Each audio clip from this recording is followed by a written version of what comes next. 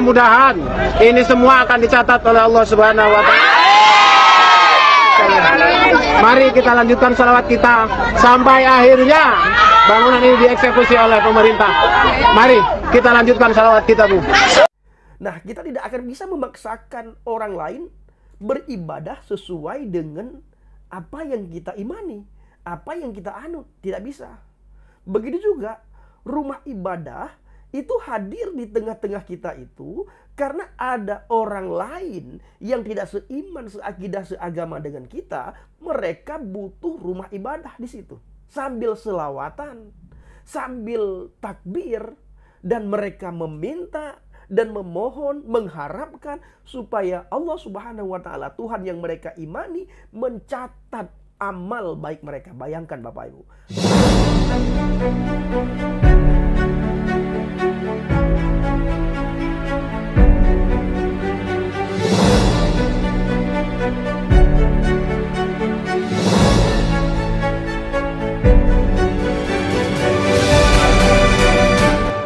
Haleluya, haleluya. Assalamualaikum warahmatullahi. Salam Aki. Aku kabarkan Injil keselamatan. Bapak Ibu kasih Tuhan, ketemu lagi dengan saya Evangelis Avraham Effendi Usman. Bagaimana kabar saudara semuanya? Tentu luar biasa. Yes, yes. Wow, kita itu sangat istimewa. Nah, saudaraku para pencinta channel Injil Habaget, bagaimana tanggapan Bapak Ibu semua setelah melihat cuplikan video tadi? Mereka benar-benar mengharapkan mendapatkan pahala dari Tuhan mereka. Sambil selawatan dan sambil teriak Allahu Akbar, gereja dirobohkan. Mereka meminta kepada pemerintah setempat supaya merobohkan gereja yang ada di tengah-tengah umat Islam. Ini menurut pemikiran mereka Bapak Ibu ya. Menurut perkataan mereka bahwa gereja itu hadir di tengah-tengah mayoritas umat Islam. Nah, perlu kita ketahui bahwa bangsa Indonesia adalah bangsa yang besar, di mana di dalamnya ada berbagai suku, ada berbagai budaya, ada berbagai adat istiadat, dan juga ada berbagai agama. Jadi bangsa Indonesia bukan milik satu kaum, bukan milik satu agama. Ada agama Hindu di dalamnya, ada Buddha, ada Kristen, ada Katolik, ada Konghucu, ada Islam, bahkan ada agama Bahai. Nah, saya beberapa kali bertemu dengan orang yang kepercayaan Bahai di daerah Mentawai. Mereka hidup berdampingan, tidak saling menyalahkan, dan tidak saling benci-membenci, tidak saling menghina, tetapi saling menghargai. Oh, juga ibadah itu menurut kepercayaan dan keyakinan masing-masing. Nah, kita tidak akan bisa memaksakan orang lain beribadah sesuai dengan apa yang kita imani, apa yang kita anut. Tidak bisa. Begitu juga rumah ibadah itu hadir di tengah-tengah kita itu karena ada orang lain yang tidak seiman, seakidah, seagama dengan kita. Mereka butuh rumah ibadah di situ. Nah, kita melihat juga bagaimana di tengah-tengah mayoritas Kristen.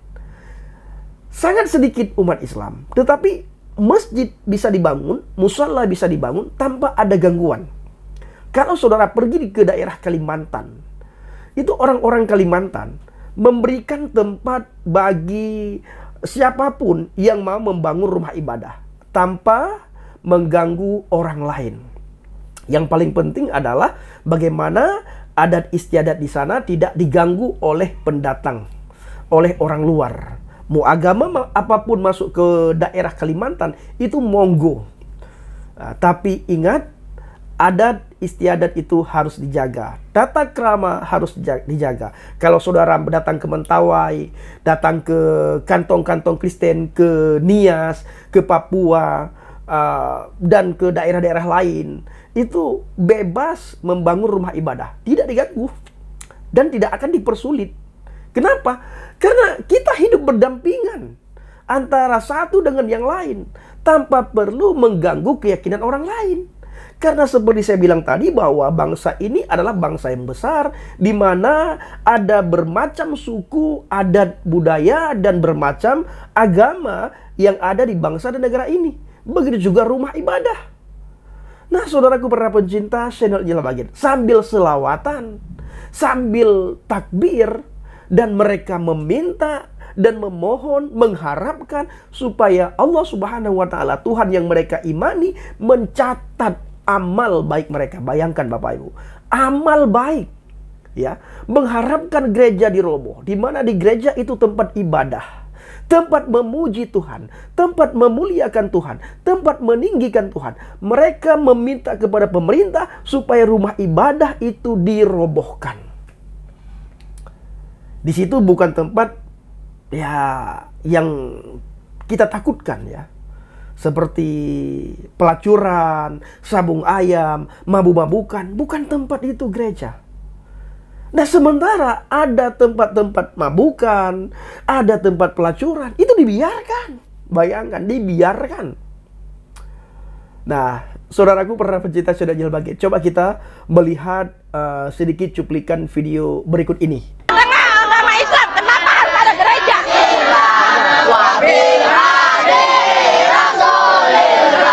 Mudah-mudahan ini semua akan dicatat oleh Allah Subhanahu wa Ta'ala. Mari kita lanjutkan salawat kita sampai akhirnya bangunan ini dieksekusi oleh pemerintah. Mari kita lanjutkan salawat kita, Bu.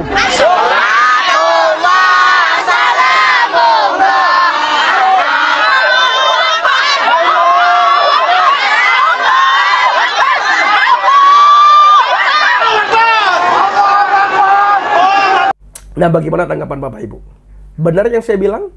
Anak-anak diajarkan sholawat, ya, dan mereka mengharapkan supaya Allah Subhanahu wa Ta'ala mencatat apa yang mereka lakukan selama ini. Dihadirkan di situ anak-anak, dihadirkan di situ ibu-ibu. Kalau saudara datang ke sana bertanya, apa yang membuat Anda benci kepada Kristen, benci kepada gereja, tidak senang dengan orang yang tidak seiman dengan Anda? Mereka tidak bisa jawab, Bapak Ibu. Ya, mereka benar-benar tidak bisa menjawab. Nah, apa yang mereka lakukan? Saya teringat firman Tuhan, dan ini tergenapi. Saya begitu bangga sekali dengan iman kekristenan, dengan iman yang saya anut selama ini. Agama boleh banyak, kepercayaan boleh banyak, tetapi keselamatan itu hanya kita dapatkan di dalam pribadi Adonai Yeshua Mashiach.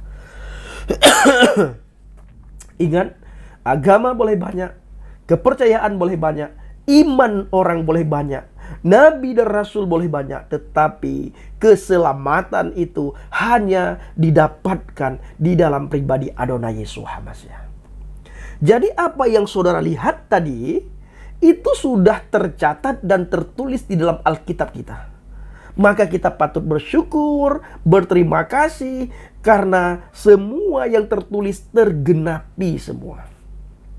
Tergenapi, saudaraku. Semua tergenapi. Di dalam Injil Yohanes 16, ayat yang kedua. Saya akan bacakan bagi kita semuanya. Nanti saudara renungkan, lalu saudara akan berkata luar biasa. Karena apa yang tertulis itu semua tergenapi. Ya, 2022 tahun yang lalu padahal tertulis. Tetapi semua itu akan tergenapi luar biasa, saudaraku. Maka saudara berbangga, sejak lahir saudara sudah Kristen, itu saudara berbangga. Jangan menyangkal iman saudara. Apalagi saudara sempat masuk ke agama mereka yang menolak gereja. Jangan. Ya, jangan. Ingat, keselamatan tidak ada dalam agama manapun. Keselamatan hanya ada di dalam pribadi Adonai Yeshua Mashiach. Injil Yohanes 16 ayat yang kedua. Kamu akan dikucilkan, bahkan akan datang saatnya. Kamu akan dikucilkan, kamu akan dihina, kamu akan dicemooh, kamu akan dicaci maki. Bahkan akan datang saatnya, akan datang masanya, akan datang waktu bahwa setiap orang yang membunuh kamu akan menyangka bahwa ia berbuat bakti bagi Allah mereka. Yang mengganggu ibadah, yang merobohkan gereja. Saudara lihat tadi ya. Mereka mengharapkan dapat pahala dari Tuhannya, dapat pahala dari Allahnya. Dan laki-laki tadi meminta dan berharap supaya Allah Subhanahu wa Ta'ala mencatat amalnya. Coba bayangkan, saudaraku. Sangat kita sayangkan, ya, sangat kita sayangkan. Di bangsa yang besar, masih saja terjadi diskriminasi agama.